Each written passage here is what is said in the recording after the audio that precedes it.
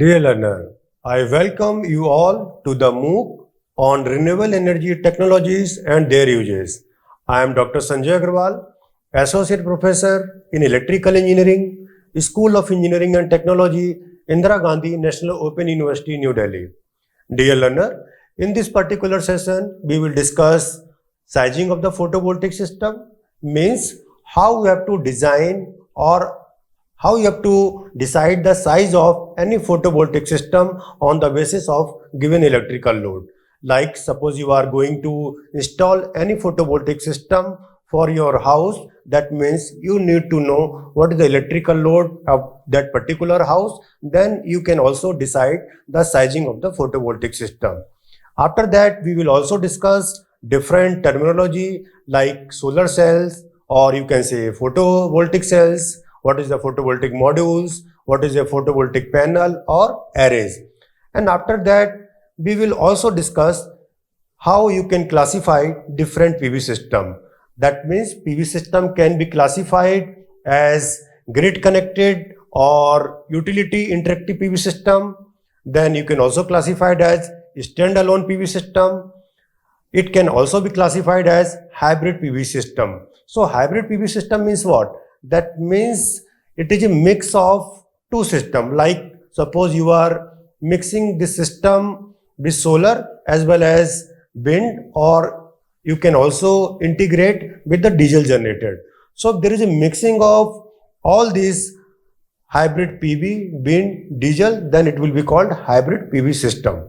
So as you know, photovoltaic is the technology for conversion of solar radiation directly into electricity. It has already been discussed in the previous lecture.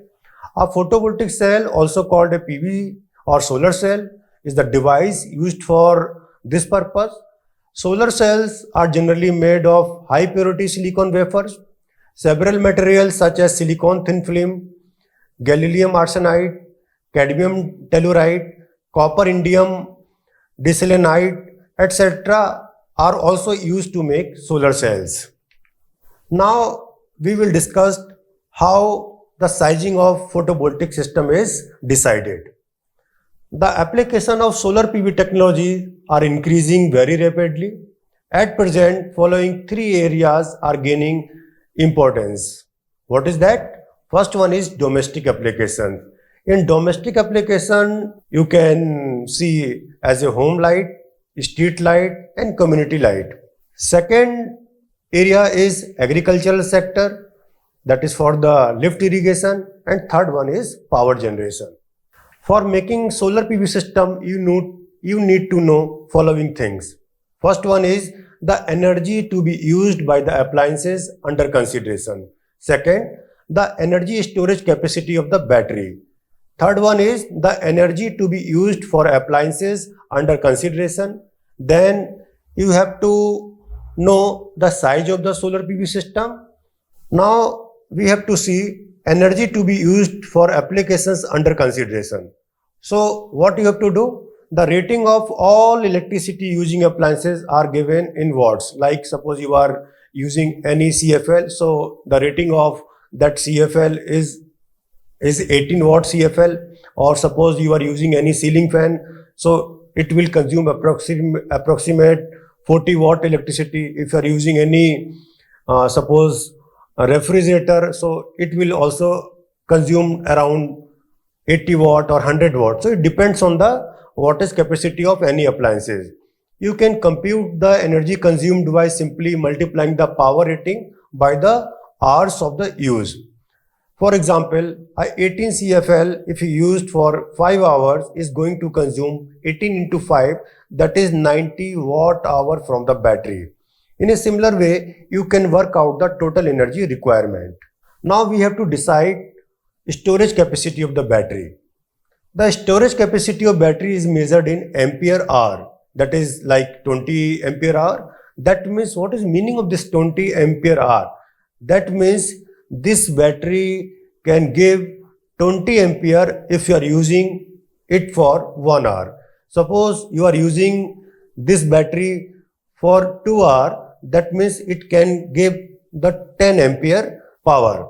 If this value of ampere hour is multiplied by the battery voltage, for example 12 volt, you will get watt hour.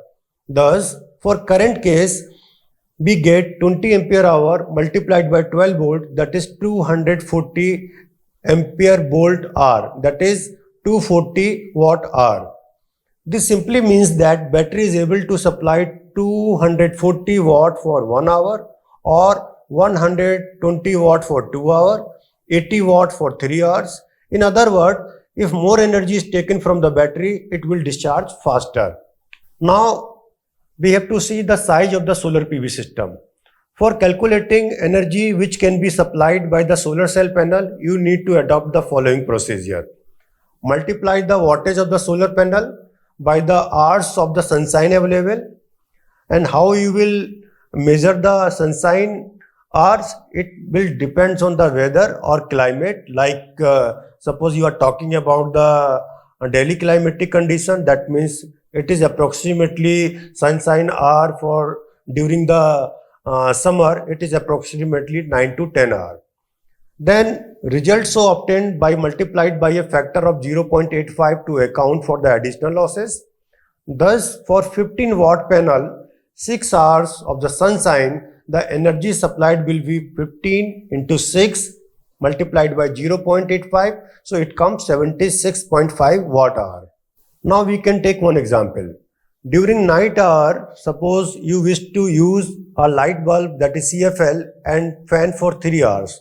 So the total wattage of CFL and fan is 60 watt. So you have to determine the size of the battery. So how you will decide the size of the battery? So total watt hour required is 60 watt multiplied by 3 hours. It comes 180 watt hour. So if you decide to buy a 12 volt battery, its ampere hour rating will be 180 watt hour divided by 12 volts. So it comes 15 ampere hour. So for 6 volt battery, the ampere hour will be 180 watt hour divided by 6 volt. So it comes 30 ampere hour.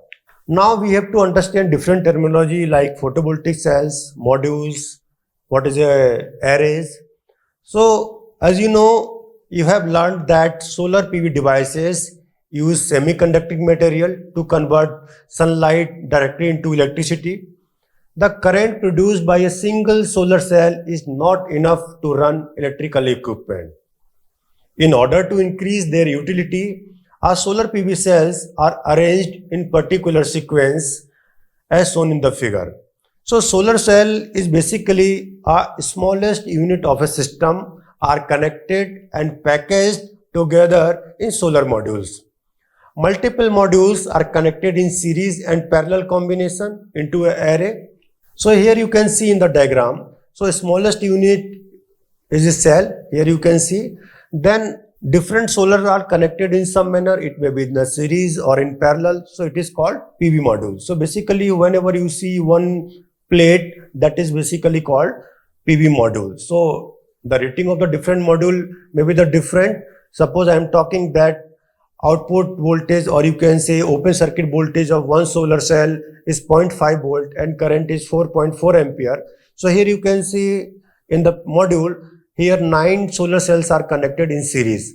So what will be the output voltage or open circuit voltage of one module is 9 into 0.5. And because all cells are connected in series, so current will be the same, 4.4 ampere. Now all these PV modules are connected in some manner. It may be connected in series or it may be connected in the parallel. So combination of different PV modules are called PV array. Now suppose you have to decide what should be the size of the array. So basically it depends on the load, right? Suppose I am assuming that output of, or you can say open circuit voltage of one PV module is 100 volt, right? And you require 230 volt. So what you will do? 230 divided by 100. So it comes 2.3. That means you need approximately 2.3 modules. So you cannot take 2.3 module. That means you need approximately 3 modules which will be connected in series. So in brief, you can say smallest unit of solar cell is called solar cell. If solar cells are connected in some manner, it will be called PV module. If different PV modules are connected in some manner, either in series or in parallel, then it will be called PV array. Now, again we will understand what is PV module. When many individual PV cells are interconnected together in a sealed package, it is called module. The current and voltage are governed by the following norms. What are those norms? When two modules are connected together in series, their voltage is doubled while the current remains constant. As I already told you that if you are connected in series, the current will be the same and voltage will be added. And when two modules are connected in the parallel, their current is doubled while the voltage remains the constant. Now, again we will understand what is a PV array. So, in order to achieve desired voltage and current, modules are interconnected in series and parallel combination, which is called PV array. This type of flexibility of PV system allows us to create solar power system that can meet wide variety of electrical needs, no matter how large or small. Now we have to see power and energy output. Power available from a solar panel is specified either as a peak power or average power produced during one day. The energy is expressed as a watt hour. This indicates the amount of energy produced during a certain period of time. Now we will discuss how you can classify any photovoltaic system. Photovoltaic power systems are generally classified according to the functional and operational requirement, the component configuration, and how these are to be connected to other power sources and electrical load. So the two principal classifications are grid connected or utility interactive PV system, and second one is stand-alone PV system.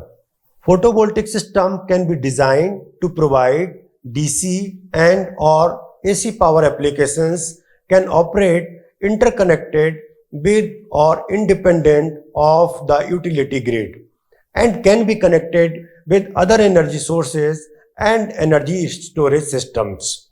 So now we will discuss what is a grid connected PV system. A grid connected PV system, as shown in the figure, the primary component of such a system is an inverter. It is also called power conditioning unit, that is PCU. So the power conditioning units converts DC power produced by photovoltaic array into AC electricity of the same quality that comes from the power grid.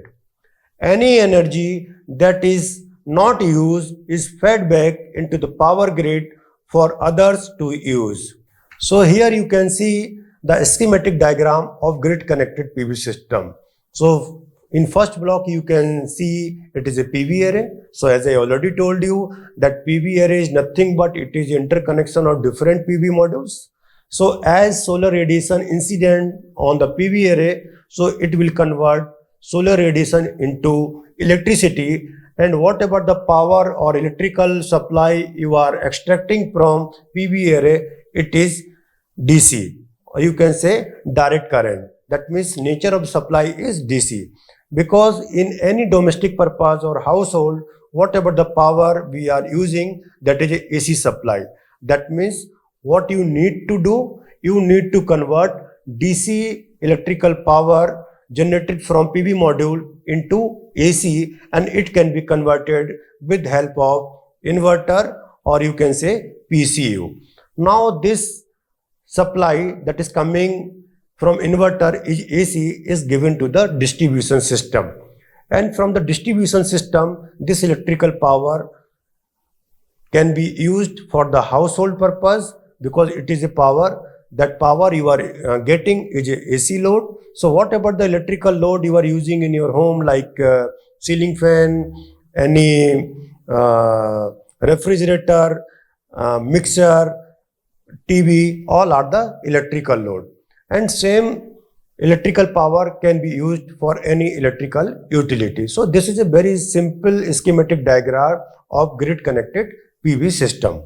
So the PCU automatically stops supplying power to the grid when the utility grid is not energized. During off sunshine hour and during other periods, when the electrical loads are greater than the PV system output, the balance of power required by the load is received from the electric utility. This safety feature is required in all grid-connected PV system and ensures that PV system will not continue to operate and feed back onto the utility grid when the grid is down for service or repair. Now we have to understand standalone PV system. As name is indicating, standalone PV system are designed to operate independent of the electric utility grid.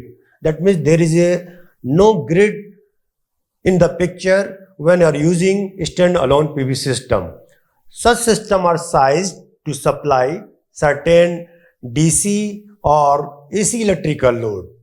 This type of system may be powered by a PV array only or may use biomass or biogas based power generation system also. Such type of system are called PV hybrid system.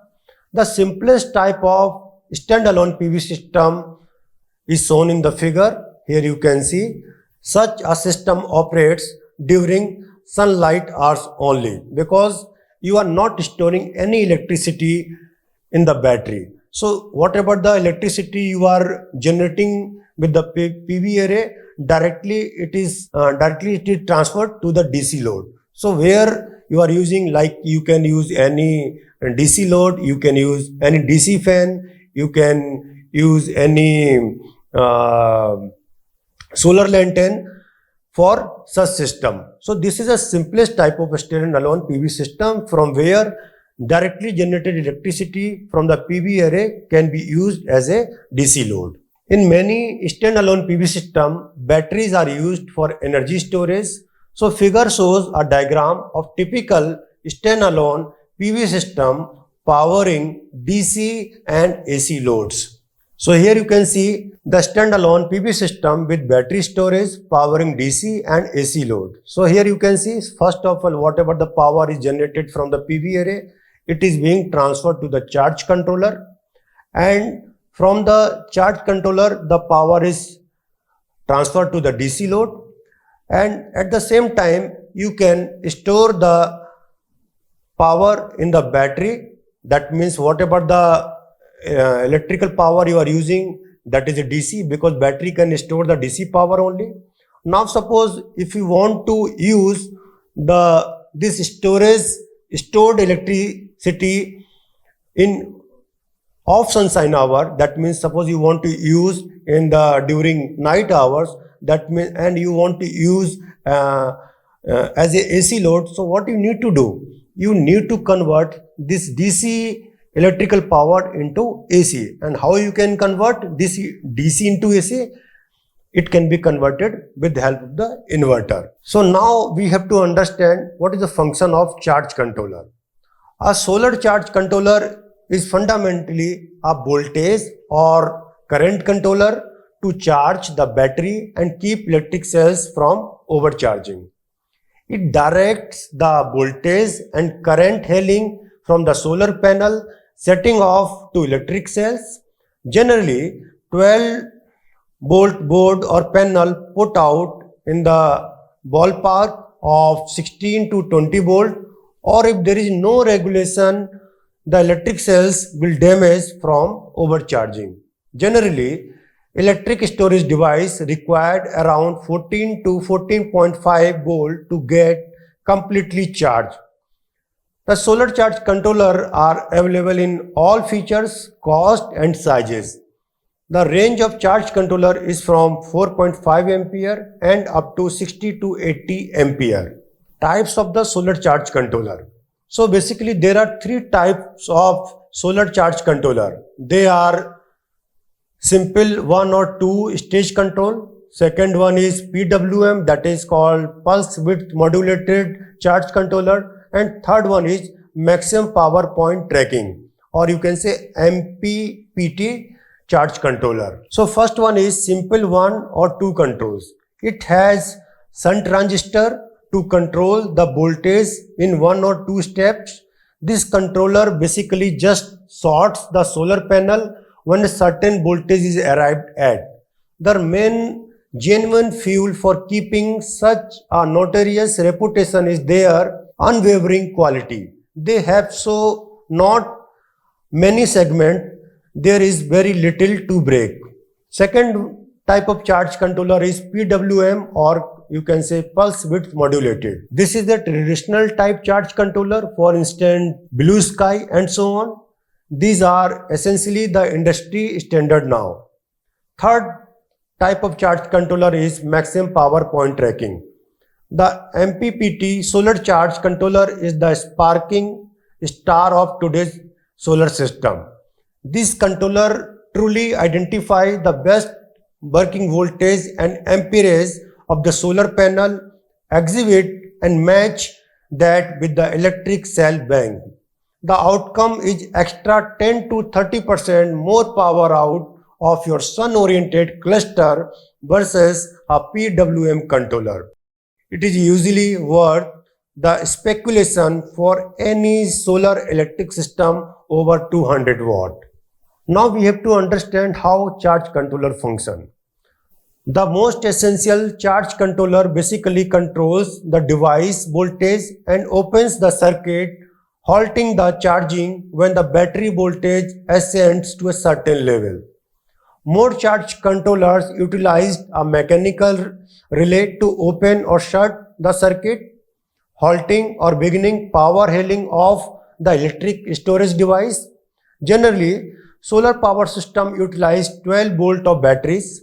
Solar panel can convey much more voltage than is obliged to charge the battery.